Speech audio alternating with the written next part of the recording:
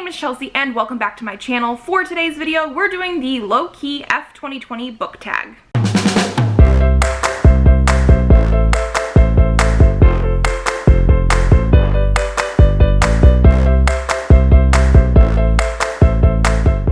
This was a tag that was created by Isabel from Happy For Now. I will leave her channel and the original video linked down below for you guys. But this is basically just a tag to sort of express some frustrations with 2020, books getting pushed back, all that kind of stuff, because we know we should low-key F 2020, right? I mean, yes. So let's jump into those questions. So the first question is to share some good stuff that has happened in 2020 and some bad stuff if you want. So one of the good things that has happened to me this year, or I guess I should say I did this year and it ended up being a good thing, is I actually ended up joining book Twitter. This was not something that I had ever done in the history of my channel until sometime this year, I think after quarantine stuff sort of started in March, and I was just able to find so many more like-minded book people on there. I had been very narrow-minded, I should say, in my pursuit of other booktube people. I had some people that I was able to watch on booktube, but I never really found more people that I really enjoyed watching and enjoyed talking to until I actually ended up on book Twitter. That is where I have found a lot of people that I now consider my friends, and I was just always that person that didn't ever really see the point of Twitter. That's my fault completely. And there are some times where Twitter and social media in general can get, you know, a little bit like, but I would never trade the experiences and finding the new people on there for like anything. Like, I have so many people I love to talk to now. One of the semi-bad things about 2020, I guess it's also a good thing for me personally, but my in-laws came here in November of 2019 and they were just supposed to be staying until about February, mostly to share the holidays with us, but also to meet their one and only grandchild.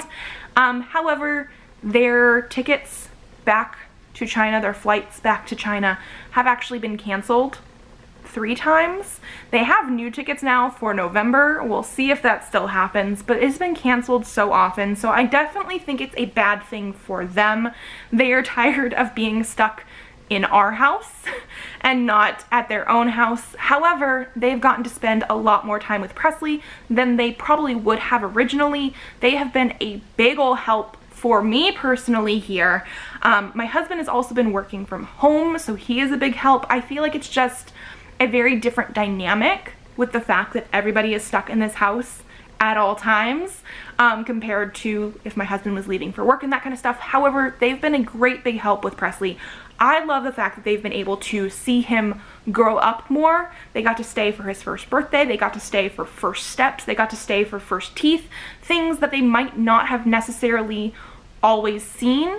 If they would have left in February, they would have seen some of his teeth, but they wouldn't have gotten to see a lot of other things. And so I'm still happy about that, even though they're probably wishing they were able to go back home a little bit sooner. The second question is, what book did you love at the beginning of the year? So for me, I had quite a few books that I liked reading. However, I think I'm gonna go with A Darker Shade of Magic series by V.E. Schwab.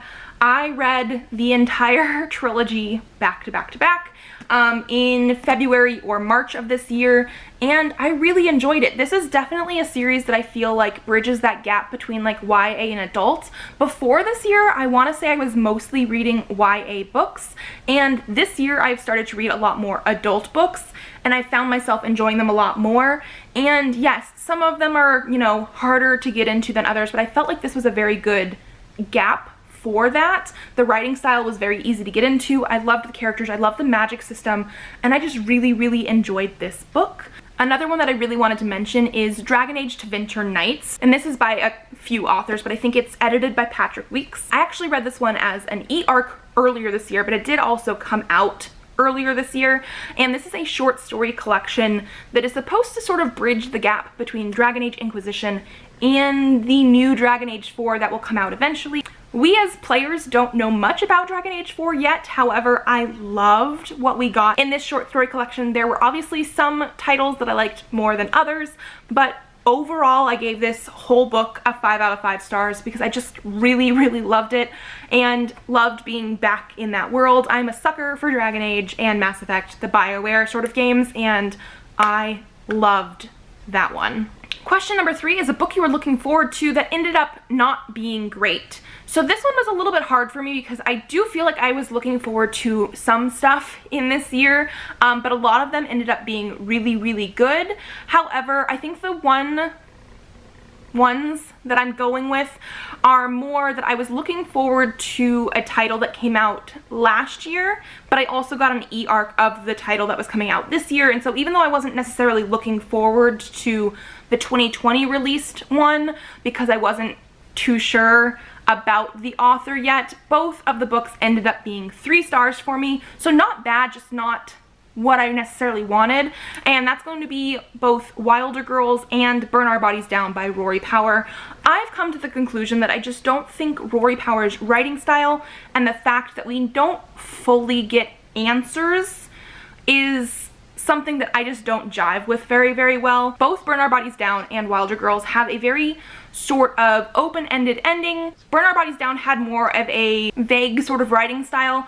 I sort of understood where our main character of Margot is trying to go and trying to talk about, but even certain ways of her talking left me confused. I did like certain aspects of both books.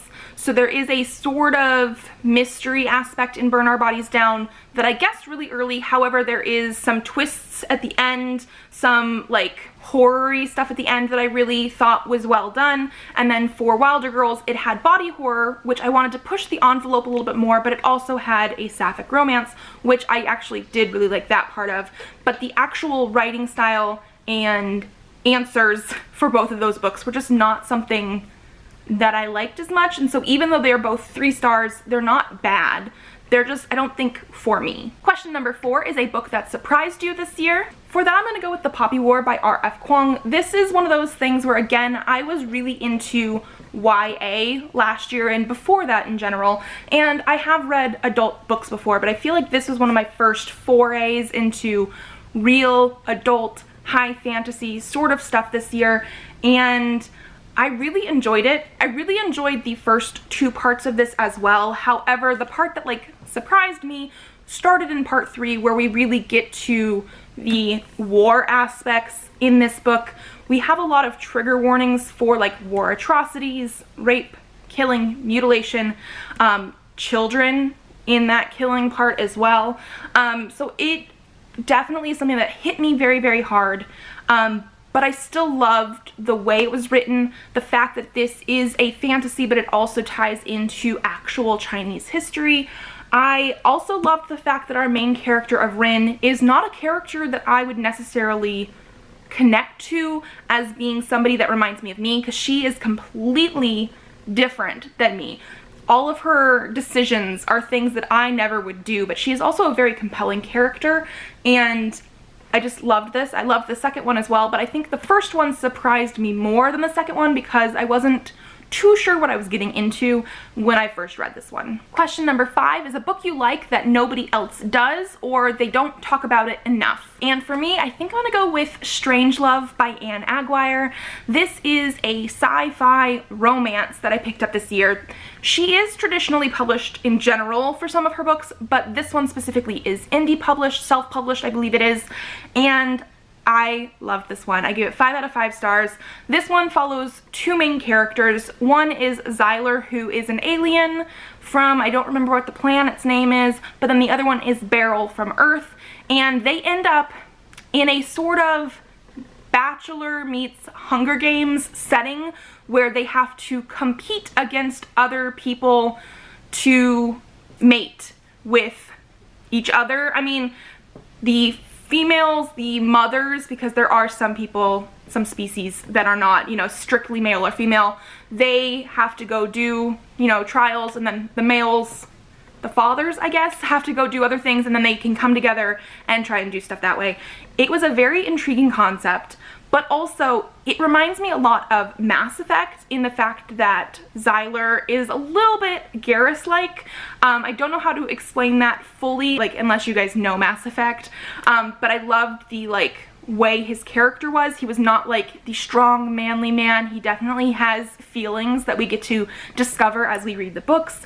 Also, it is a male-female romance, but not in the traditional sense, which I don't fully want to get into it unless you guys want to get into it. Read it and experience it because it was amazing, and the sex scenes and everything like that were also very, very hot, and that is coming from somebody who is demisexual and doesn't always enjoy the sort of sex scenes and that kind of stuff in romance books, because I definitely need the romance to be set up first, and this book did it amazingly. Question number 6 is a book you want to already come out this year, so a release for 2020 that you're just like dying to get to. And for me, I think I have 3 of them.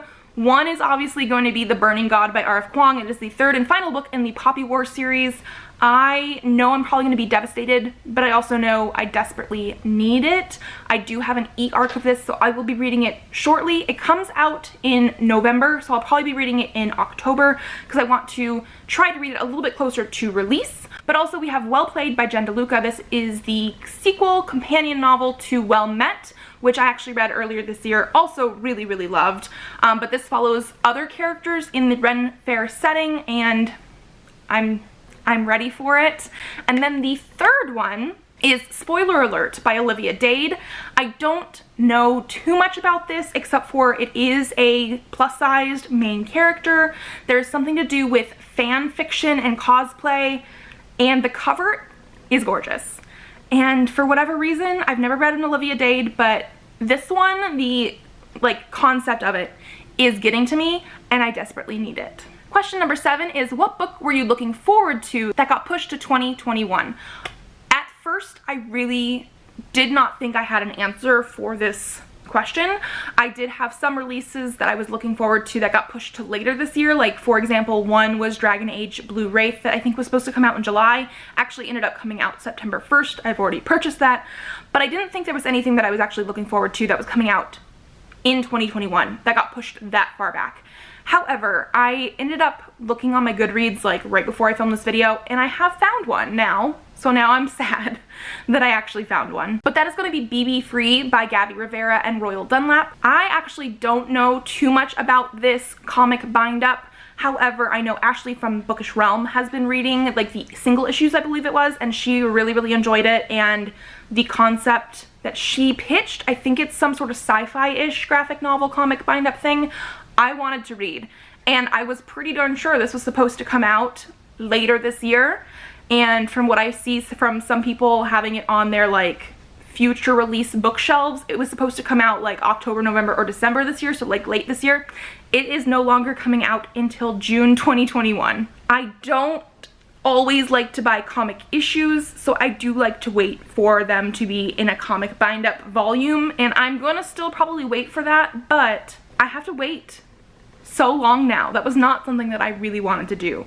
But yeah, I found a book that was supposed to be released this year. Like, I really thought it was coming up soon, but now it is 2021. Finally, what book will you think of when you think of 2020? I'm going with The Space Between Worlds by Micaiah Johnson. This is a debut adult sci-fi novel that I absolutely loved. I still think this is going to be in my top 10 books of 2020, and that's the reason I'm mentioning it here. I cannot stop thinking about this book. I already want to reread it. This is a book that follows our main character of Kara, who can travel through multiverses. In the world that she is in, or I guess, yeah, in this universe that she is in, they have discovered multiverse travel. However, you can only travel to the different multiverses if you yourself are dead in the other multiverse, the other universe, because you can't have 2 instances of yourself in one universe. So we definitely have like hard sci-fi multiverse stuff in here, but it is also very, very well written, like beautifully written. We have lots of diversity, so we definitely have diversity of race. Our main character is Black, We also have diversity of sexuality. Our main character is bisexual, but there are other characters with other sexualities. We also have diversity with gender, so we have NB characters in here as well. I absolutely love this one. I cannot shut up about it, and so this is the best one I could think of to fit that question. When I think of 2020, I think of the books I really loved, and this is definitely one of them. And then that was it. Those were all the questions for the Low Key Eff 2020 book tag. I hope you guys enjoyed this tag, and if you want to do this, definitely do it. I think Isabel created perfect questions for this tag. If you guys like this video, give it a thumbs up to let me know. Subscribe to this channel if you would like to see more videos. I do have videos up Mondays, Thursdays, and sometimes Saturdays. So I will see you then. Bye.